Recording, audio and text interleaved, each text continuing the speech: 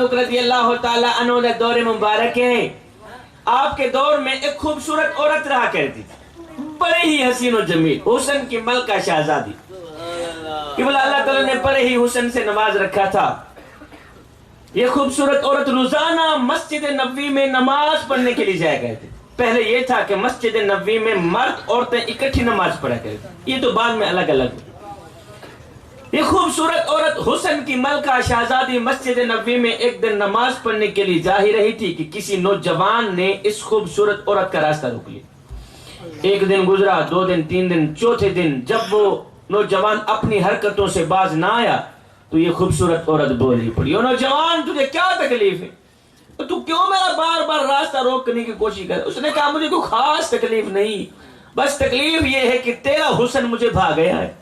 میں تیرے حسن پہ فدا ہو بیٹھا ہوں, میں تیرے حسن پہ قربان ہو گیا ہوں, لہذا میں تجھے اپنانا چاہتا ہوں, میں تجھے حاصل کرنا چاہتا ہوں. اس نے کہا اوے نوجوان, میری محبت تیرے دل میں سما گئی, میرا پیار میرا عشق تیرے دل میں اب راج کرنے لگے.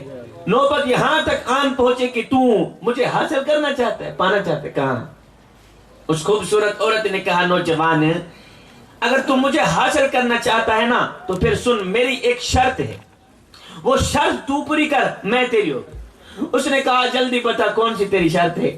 تیرے جیسی حسین و جمیل عورت کو پانے کے لیے اگر آسمان سے تارے بھی توڑ کے لانے پڑے تو میں لانے کے لیے تیار ہوں, جلدی بتا کون سی تیری شرط ہے. اس خوبصورت عورت نے کہا نوجوان, میاں میری کوئی لمبی چوڑی شرط نہیں ہے, بس شرط یہ ہے کہ اگر تو مجھے پانا چاہتا ہے, اگر تو مجھے حاصل کرنا چاہتا ہے تو پھر سن, مجھے حاصل کرنے کے لیے, مجھے پانے کے لیے 40 دن حضرت سیدنا عمر فاروق کے پیچھے نماز پڑھنی پڑے.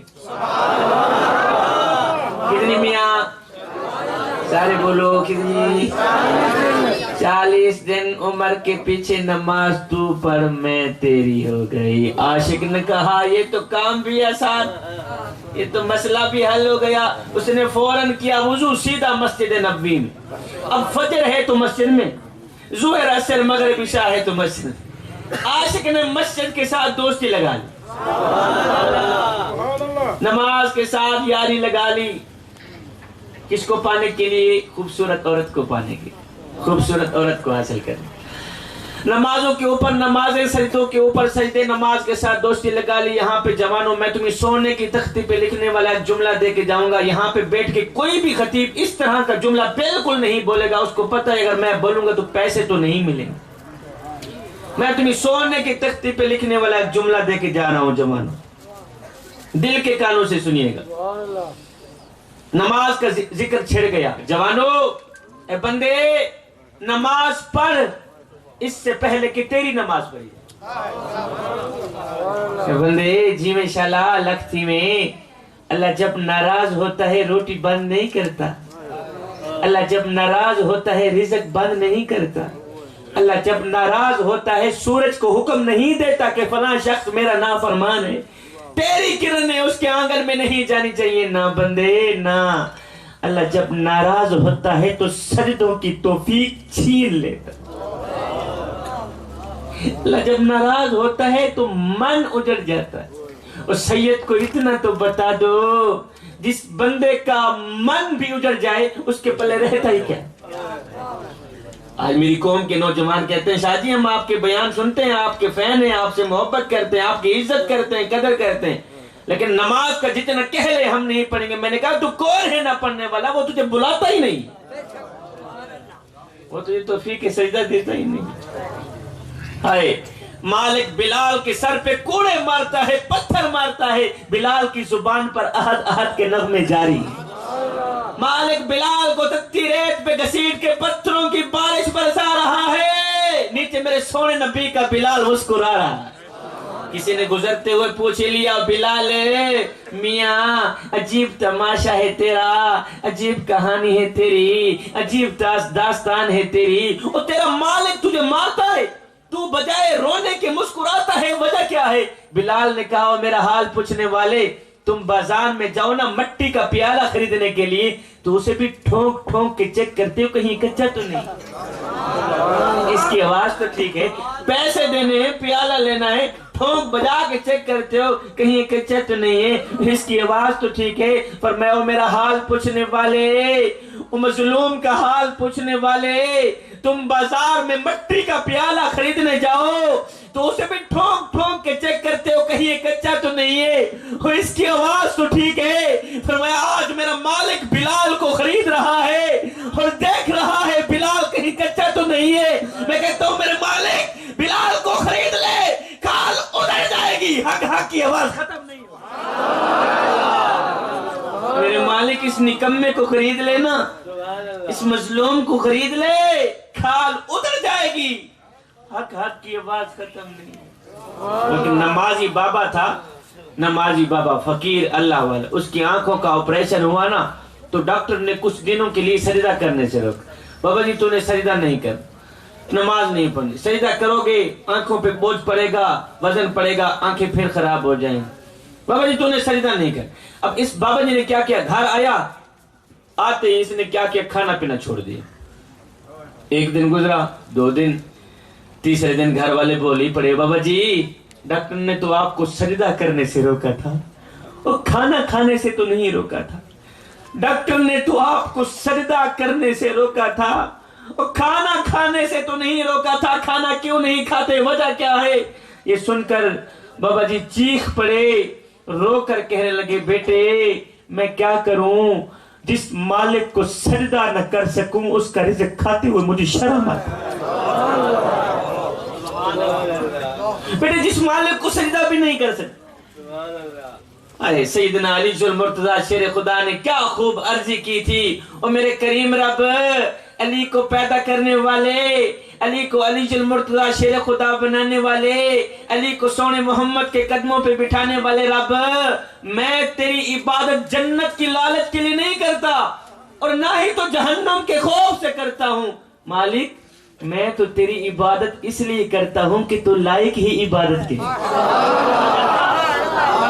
میں تیری بندگی اس لیے کہتا ہوں کہ تو لائق ہی بندگی کی۔ ایک شخص حضرت سیدنا امام علی مقام امام حسین رضی اللہ تعالیٰ عنہ کے پاس آیا، کہا حضرت ایک بات تو بتائیں، کہا جی کون سی بات؟ کہا آپ کو جنت عزیز ہے یا نماز عزیز ہے؟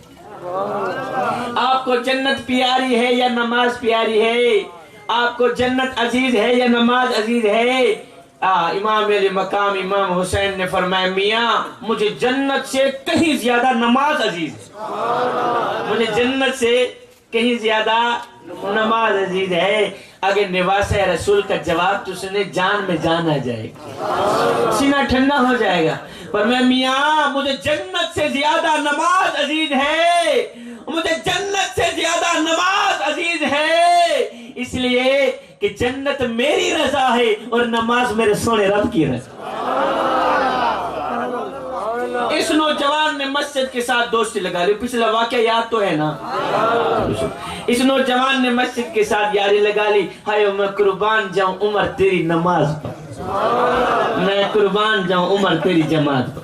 ادھر سے یہ نوجوان حضرت سیدنا عمر فاروق کے پیچھے نمازیں پڑھتا رہا، ادھر سے دل کا زنگ اترتا رہا، ادھر سے یہ عاشق حضرت سیدنا عمر فاروق کے پیچھے اللہ کو سجدے کرتا رہا، ادھر سے دل کی دنیا بدلتی رہی۔ جب 40 دن مکمل ہوئے، جوان و توجہ 40ویں دن یہ نوجوان اسی راستے سے جا رہا تھا کہ وہی خوبصورت عورت راستے پہ کھڑی ہے، کہنے لگی اے نوجوان تو نے میری شرط پوری کی ہے، میں نے شرط رکھی تھی اگر تم میرے جیسی حسین و جمیل عورت کو پانا چاہتا ہے پھر 40 دن عمر کے پیچھے نماز پڑھنی پڑے گی۔ اے نوجوان میرے جیسی حسن کی ملکہ شہزادی کو پانے کے لیے تو 40 دن اللہ اللہ کرتا رہا، 40 دن قیام کرتا رہا، 40 دن رکوع کرتا رہا، 40 دن سجدے کرتا رہا، سجدوں کے اوپر سجدے کرتا رہا، 40 دن مسجد میں گزار دیے۔ اے نوجوان تو نے میری شرط پوری کی ہے، لہذا میں وعدے پہ قائم کھڑی ہوں، میں تیرے سامنے کھڑی ہوں،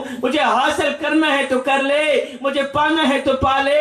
آئے اس عاشق نے اپنا سر اٹھایا، اس خوبصورت عورت کو دیکھا، دیکھ کر کہنے لگا اے حسن کی ملکہ اب اپنے گھر کی طرف راہ لے، اب مجھے تیری کوئی ضرورت نہیں رہی، اب مجھے تیری کوئی ضرورت نہیں رہی، اس لیے کہ عمر نے میرے دل کا تعلق میرے رب سے جوڑ دیا،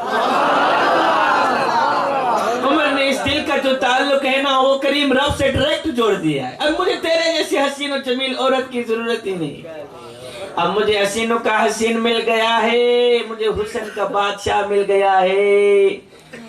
جوانو, رب کو پانے کی کوشش کرو, اور جب رب تمہارا ہو گیا تو پھر سب تمہارا ہوگا. اور سنو, رب کی محبت میں, مدینے والے کے عشق میں, مدینے والے کی محبت میں ایک وہ مقام بھی